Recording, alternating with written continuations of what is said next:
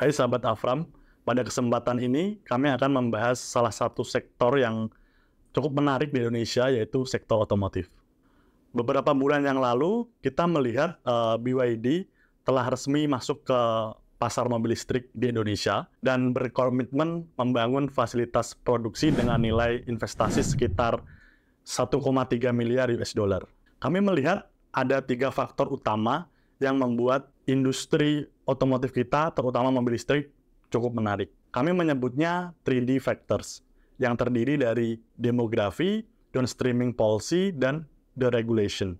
Demografi ini menunjukkan besarnya pasar di Indonesia, khususnya untuk mobil listrik. Kemudian downstreaming policy ini menunjukkan adanya kebijakan hilirisasi dari pemerintah Indonesia berkaitan dengan nikel yang merupakan salah satu bahan baku baterai mobil listrik. Yang terakhir adalah deregulation, seperti kebijakan pembebasan bea masuk impor dan PPNBM, serta pemotongan PPN sebesar 10% untuk pembelian mobil listrik di Indonesia menjadi faktor aji mumpung bagi produsen mobil listrik global di Indonesia.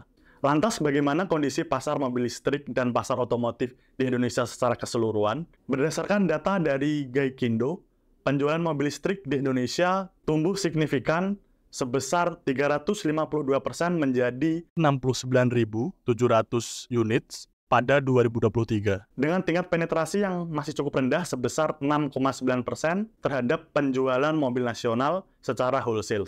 Meskipun penjualan mobil nasional turun, tapi kami menilai masih berada di level yang cukup tinggi, di mana penjualan mobil turun sebesar minus 4% secara year on year menjadi 1,01 juta, lebih karena high base effect.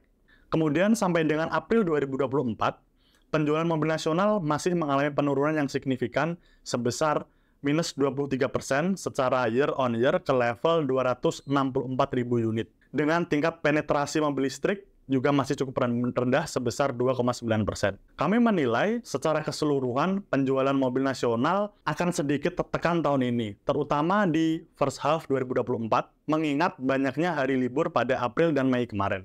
Meskipun begitu, kami menilai peningkatan penjualan mobil listrik akan menjadi katalis pada sektor otomotif selain penurunan suku bunga dan stabilisasi rupiah.